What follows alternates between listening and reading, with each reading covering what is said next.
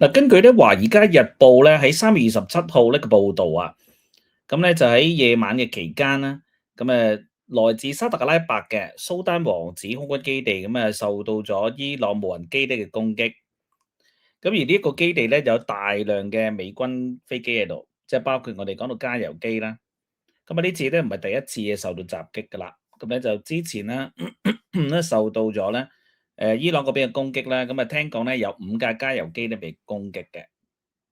咁我哋咧，即係主要咧睇翻咧今次咧呢件事上面啊，咁現時咧有啲嘅衛星嘅圖像啊，咁當然咧就唔係話特別清晰嘅個解像度，咁攞嚟借住用一用啦。咁大家就講呢個咧係來自即係伊朗伊斯蘭嗰邊一啲嘅衛星嘅報告，咁不過可信性咧，咁我哋姑且咧暫時睇一睇先。咁見到呢啲應該係來自中國嘅一啲影像啊，或者衛星影像嘅圖嚟嘅。咁首先大家睇到左手邊咧，就係未被攻擊時咧嘅蘇丹王子機場咧嘅停機坪啦。咁右邊咧當然係受到攻擊之後，咁喺個位置上咧做一個對比。咁你睇到咧，咁黃色嘅完好無整嘅機，咁但係紅色被圈住嘅咧，似乎係出咗事。咁你都見到咧個地上咧個停機坪上面咧咁燒焦咗嘅痕跡。咁當然咧好明顯咧一大攤，即係我哋講到啲汽油啊燒着咗之後，咁嗰個停機坪咧窿晒個位啦。咁所以咧係咪有飛機咧會喺呢個情況之下咧受到一個破壞，甚至乎係摧毀咧？咁現時咧仍然係未能夠完全肯定嘅。咁呢張相咧就來自於咧歐洲嘅衛星，嗱呢個咧應該係來自歐洲嘅 Sentinel-2嘅衛星。嗱呢個衛星咧佢能夠咧去透過一啲唔同嘅波長咧去睇到嗰個溫度嘅變化。咁你觀察到呢個咧，我哋叫做 SWIRL，即係咧來自短波嘅紅外線嘅影像。咁咧都係喺翻3月27號喺翻咧呢個嘅蘇丹王子空軍基地嘅角度去睇。呢啲咧係熱信號嚟嘅。呢啲嘅熱信號好可能係因為咧機場嘅時間被擊中，有燃燒，咁亦都有濃煙，有濃煙、有火焰、有高溫嘅氣體等等嘅混雜，咁你會見到咧呢一種嘅圖像嘅出現。咁所以你話呢個係咪一個假消息咧？咁現時睇落去咧就似層層㗎，就唔似一啲嘅假消息嚟嘅。咁另外一個嘅佐證咧，亦都能夠從美國嘅太空總署嗰啲嘅衛星圖像嘅相片咧睇到嘅端倪。即係大家包括睇到咧，現時喺呢個利雅得沙特阿拉伯嘅首都。你睇到咧隔離嗰張相咧，即係咧3月25號嗰張右手面嘅。當時咧喺成個我哋叫 Firms，即係咧係同嗰個山火啊記錄嗰個嘅溫度有關係嘅。呢種圖咧就冇乜嘢紅點，但係喺左手面嗰張咧就記錄來自3月27號嘅圖片。你見到咧多處啲紅色，相信咧就係喺利雅得嘅呢個蘇丹王子空軍基地咧，喺個咁高溫嘅情況，你話應該都係中彈，然之後着火，又有濃煙，又有高溫嘅氣體出現之下，拍得到嘅一張嘅圖像。甚至乎咧，來自於我哋講 Air and Space 啊，即係一個同美國空軍都好有緊密合作關係嘅一個網站。有時我哋都喺嗰度咧收料。講到咧，可能今次另一架 E3G 咧都出事嘅。我哋講到嘅呢款空中嘅加油機啦，一向咧即係喺個中東地區都係十分之好用嘅機種嚟嘅。所以今次好可能咧都係出事。甚至乎我哋講到 KC-46嘅空中加油機咧，其實亦有可能係同埋咧 KC-135咧而家混合喺蘇丹王子空軍基地裏面咧都唔出奇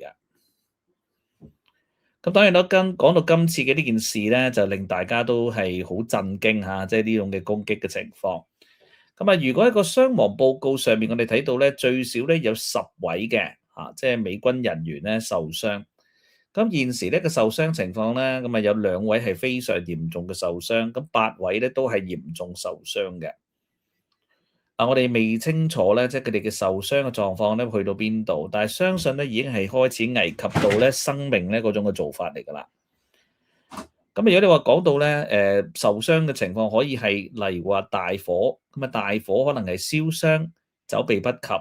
可能被濃煙焗親。咁啊灼傷，又或者咧可能係俾碎片擊中。咁所以咧好多種啊，即係唔同嘅即係受傷嘅情況咧，現時就未有其他特別報告。不過如果係咁嚴重嘅受傷咧，例如我哋睇上一次咁喺科威特咁啊被擊中嘅美軍，咁啊最初咧就有3個死亡，跟住有5個，跟住有6個咁樣。咁而受傷咧，其實講緊係接近20位嘅美軍人員。咁啊，有時傷勢嘅嘢可能會惡化，咁所以咧呢一度咧嚟緊會唔會真正出現死亡嘅數字咧？咁我哋咧仍然係繼續去觀察嘅。咁啊，現時有冇啲應急嘅措施咧？咁啊，似乎有嘅。咁啊，包括咧將一啲剩餘嘅冇事嘅空中加油機咧，要將佢轉移陣地。咁佢都相信咧唔可能咧繼續留喺咧即係最近附近呢啲嘅地區。咁啊，而家一般咧。首選就去咗啲地中海啊、東歐嘅地區，咁現時搬咗去羅馬尼亞一處咧開放俾美軍嘅基地。咁呢個基地咧，亦都係講緊即係開戰前後啦。咁啊，羅馬尼亞同美國傾掂數，咁所以咧就開放俾美軍嘅啲空軍基地。咁啊，羅馬尼亞都算係同美國比較友好咧嘅勢力啦。咁啊，包括咧將個陸基神盾都放咗喺度。咁所以羅馬尼亞同美軍事實上個關係係唔錯嘅。咁羅馬尼亞咧，亦都係咧北約嘅盟友啦。咁啊，所以北約嘅盟友如果要借基地，咁俾翻美國咧，理論上就好難托手踭嘅。不過咧，就算之前嘅英國咁都試過拒絕去借佢哋本土嘅空軍基地同埋咧迪亞高哥西亞咁啊，俾美國咁啊攞嚟直接去攻擊伊朗本土嘅軍事行動。所以呢個都幾感動㗎，羅馬尼亞開放，咁當然佢哋明白到佢開放嘅基地有機會得罪伊朗，咁啊伊朗嘅長程飛彈，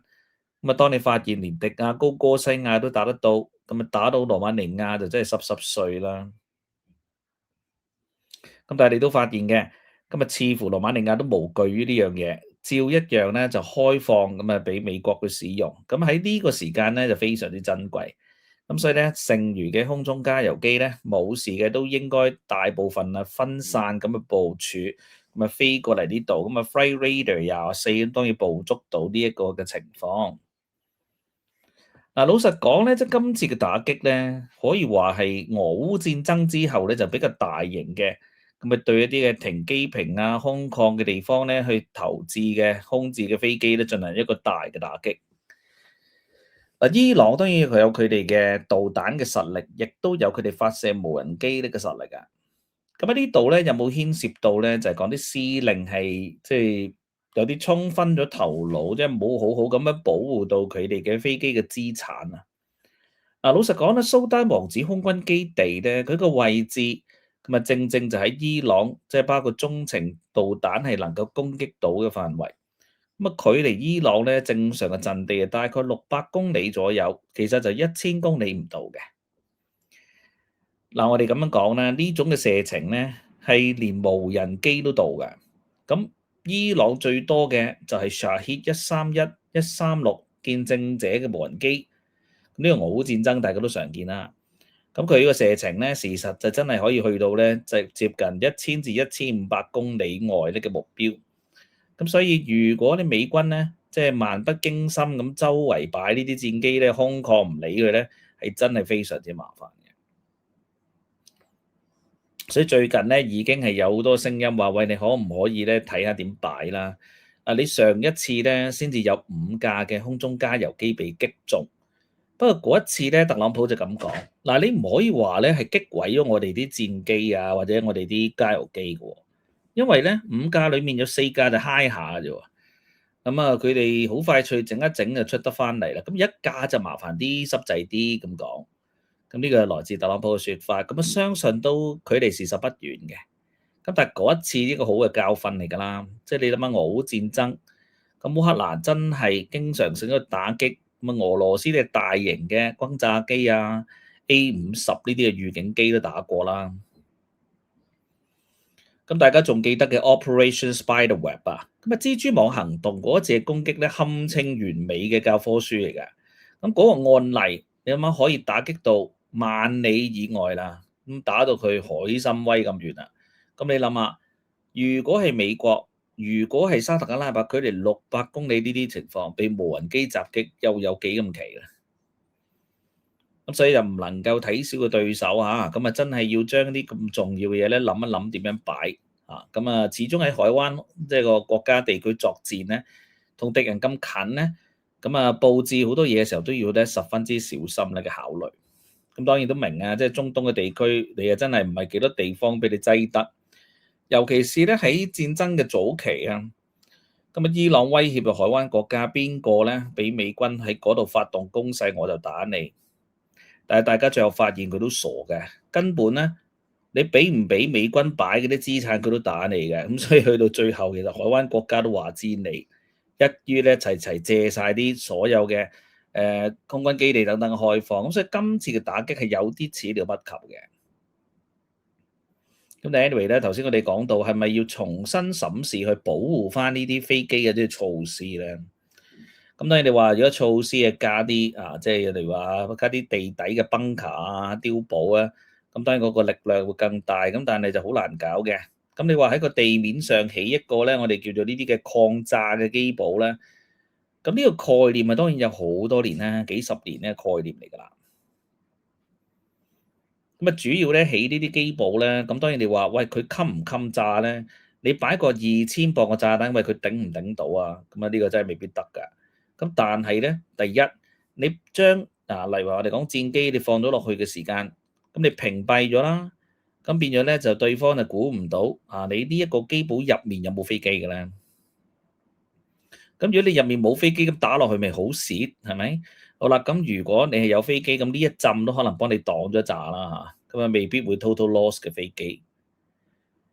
咁變咗始終咧有掩體度咧，就要估下估下咯個情況。咁啊令到對方唔係真係起碼喺個衛星圖咁啊上面一打開天眼一睇，喂我見到呢架機喺度啊，隨時可以進行攻擊㗎嘛。不過講就咁講啦，第一咧起啲機堡要時間啦，第二個咧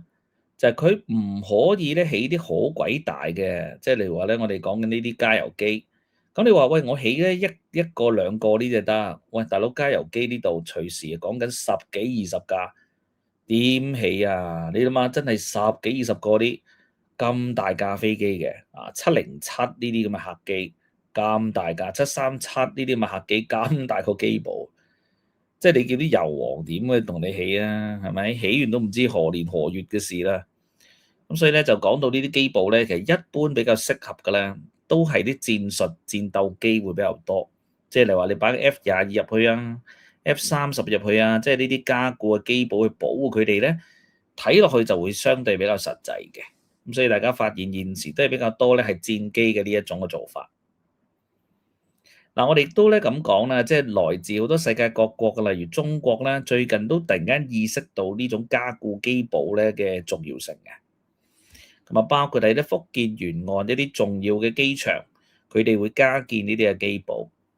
佢哋加建嘅時間咧，當然可以為殲20啊、殲16啊、殲10啊等等咧，加建一啲機堡俾佢哋。但佢哋發現咧，例如其他例如直升機等等咧，其實都一樣咁脆弱嘅。咁所以佢哋亦都咧為咗呢啲嘅直升機咧去咧進行呢個碉堡嘅工程啊，咁起啊呢啲嘅保護棚啊、機庫啊等等咯。咁啊，所以而家喺福建咧3個主要嘅直升機嘅，即係我哋講起飛嘅機場咧，咁啊都大量去起呢一種嘅機堡嘅，可能隨時坐底起20個嘅，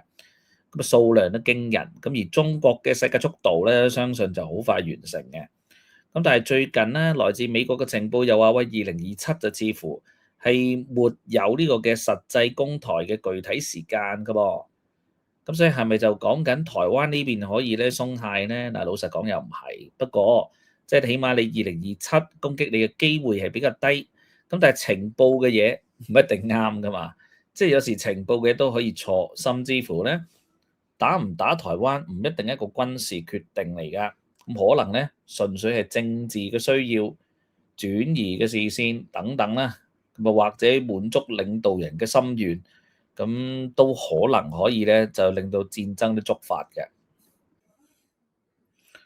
所以今次嘅事件咧，我覺得咧就無論係世界各國等等咧，佢哋都必須要明白到啊，即係咧嗰個基輔被攻擊嘅情況，咁啊同埋咧係咪真係呢啲嘅空曠嘅地方上面你擺啲資產咧，你係要預咗防空系統咧都會有百密一疏咧攔晒呢個風險咧喺度嘅。咁 anyway 啦，呢單消息咧，咁我哋會繼續去睇啊，會唔會有更加多啲傷亡？咁而咧，美國啦，或者海灣國家係咪要吸取呢個教訓咧？就將一啲有用嘅要咧，好好咁樣收藏同埋轉移。嗱，另外一個消息咧就係講述到就烏克蘭嘅總統澤連斯基咧，嗱，大家見到咧好意外地現身喺中東喎。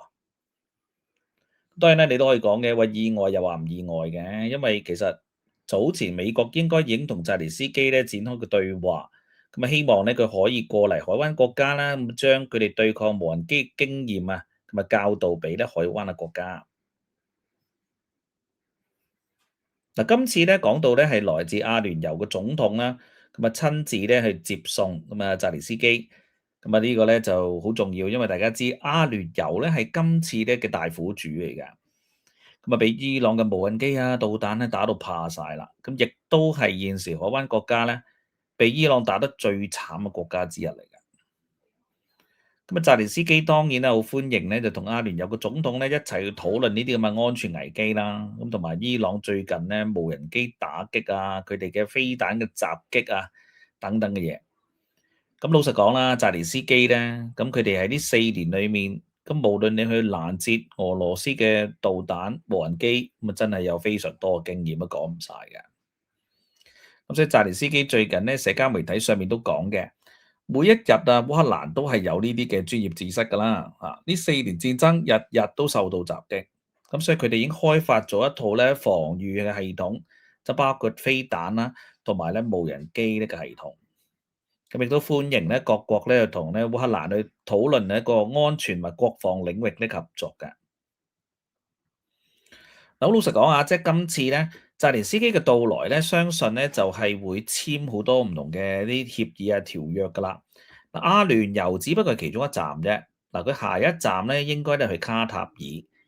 咁咧就應該咧喺佢哋嘅星期六嘅時間啦，咁去到咧卡塔爾啦，咁啊再同沙特阿拉伯啦等等咧。咁啊傾偈，咁而咧老實講，沙特阿拉伯喺琴日嘅時間就已經同澤連斯基呢邊咧簽署咗協議，咁啊包括咧共享無人機嘅防禦，即係包括啲專業技術同知識等等，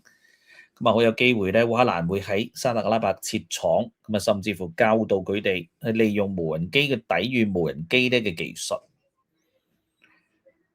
嗱，又咁講喎，即係咧烏克蘭咧長年咧累月嗰種嘅抵抗嘅形式咧，咁啊早於喺嗰個成本上咧擺脱咗對方嘅掣肘。即係我哋講到早年嘅時間咧，即係包括咧我哋講到24年開始啦，咁啊經常性咧都受到去以愛國者飛彈去打擊 Shahed 呢啲無人機咧嘅困擾。你攞支咧7位數嘅美金嘅武器去打擊，同埋你5位數嘅美金嘅武器咧，差成100倍嘅距離啊！事實上真係好難令人接受嘅。咁而咧，俄羅斯咧識玩大量嘅無人機嚟侵襲，咁你係咪可以用大量嘅愛國者將佢打擊咧？咁成件事係好明顯係唔合理㗎啦嚇。咁所以咧呢件事上面咧應該點樣去處置咧？咁即係包括咧，我哋講咧，如果你透過無人機嘅銷售啦，即係澤連斯基都曾經討論過，就係嗰個無人機咧。佢教導啦，當然，但係咧，佢嘅使用嘅情況亦都係相對簡單嘅。啟動咗系統之後咧，咁啊好容易咧能夠將個無人機咧對準對方嘅威脅，咁啊進行到攔截嘅。咁啊相信咧最容易攔截其中一款咧，就係而家來自伊朗嘅 Shahed 嘅無人機㗎啦。咁所以咧，我覺得咧今次阿聯酋啊、卡塔爾啊、沙特阿拉伯等等為首嘅阿拉伯聯盟咧。咁啊，而家可以攞到呢個技術，雖然咧就冇咧開戰前就能夠攞到咁好啦。咁但係咧冇辦法啦，因為你一早嘅時間就諗住可以同伊朗做朋友，就諗住可以幸免於難嘅心態咧，其實真係唔應該。你啊應該要早啲準備。咁啊結果啊，終於俾咧伊朗調轉槍頭打擊你嘅時候先醒咧，咁啊都總好過到而家都冇任何應對方法。咁所以認為咧，澤連斯基今次到來一定係大豐收㗎啦。咁而甚至乎咧，我哋話有冇可能咧？咁喺今次嘅情況之下，去為烏克蘭爭取到一定嘅權益，就包括啦大嘅訂單。咁呢個咧，烏克蘭咧將佢哋嘅軍工，尤其是喺今次咧俄烏戰爭裏面咁蓬勃發展嘅一啲軍工技術，可以將佢出口啦，亦都可以為佢哋軍工咧爭取到更多嘅訂單。咁令到佢哋嘅軍工茁壯成長，咁可唔可能成為咗未來烏克蘭咧嗰個嘅經濟引擎？咁甚至乎咧就係佢哋嘅軍隊啊，能唔能夠喺呢件事上面咧就即係得到咗更大嘅尊重？咁而咧例如話啲防空飛彈等等咧，就可以有個更好咧嘅一個配置。老實講，而家咧美國嘅經常性喺烏克蘭嗰度咧攞走咗一啲嘅援助噶啦。咁啊而家咧咁啊甚至乎可唔可以咧將啲援助又稍稍撥翻俾即係烏克蘭咧？咁但係當然都要繼續觀察一個戰事。咁我哋講到咧係咪去到收官戰？尤其是咧伊朗嘅最後反擊嘅時間，咁啊會唔會咧發咗癲咁樣咧去瘋狂咁射擊咧？咁呢個時間係咪需要更多嘅防空飛彈嘅掩護咧？咁所以咧。對烏克蘭嚟講咧，呢件事咧只能係一個中期同長期嘅一個嘅作戰，咁啊唔能夠諗住咧短期內就好快就可以換翻晒啲愛國者嗰啲飛彈啊，甚至乎可以賺到一兩套薩德系統咧就翻去烏克蘭嘅。好啊，咁我哋咧呢一節咧嘅消息咧嚟到呢度啦。咁我哋最近咧個直播功能咧就俾 YouTube 咧就即係中止咗，咁所以咧我哋咧暫時唔能夠咧喺直播度同大家見面嘅。不過都唔緊要啦，咁我哋呢個戰情仍然咧係會咧迅速咁樣咧為大家咧送上嘅，咁所以咧好快脆咧，我哋咧可能係以2-3個鐘嘅速度啦，就盡快同大家放送最新嘅戰情。咁啊，仲有咧嚟話市況等等咧嗰啲問題，咁啊大家都相當關注嘅。咁亦都希望大家咧可以咧幫幫手，即係包括咧喺睇緊影片嘅時候咧就已經咧俾定個 like 啦。咁又可以咧將條片咧 share 俾身邊嘅朋友嚇，咁咧就 pay it forward 啦，可以咧嚟話一個傳三個，三個傳9個咁樣，更加多朋友可以咧去好快脆咁樣認識到真嘅資訊同快嘅資訊嘅。咁另外行有餘力嘅朋友啦，當然咧可以咧嚟話透過 YouTube 嘅功能咁嘅支援我哋啦，咁啊或者咧嚟話透過 PayMe 等等咧咁嘅支持我哋。好，我係你節目主持 Larry，咁我哋喺其他嘅時事節目同大家再見啦，拜拜。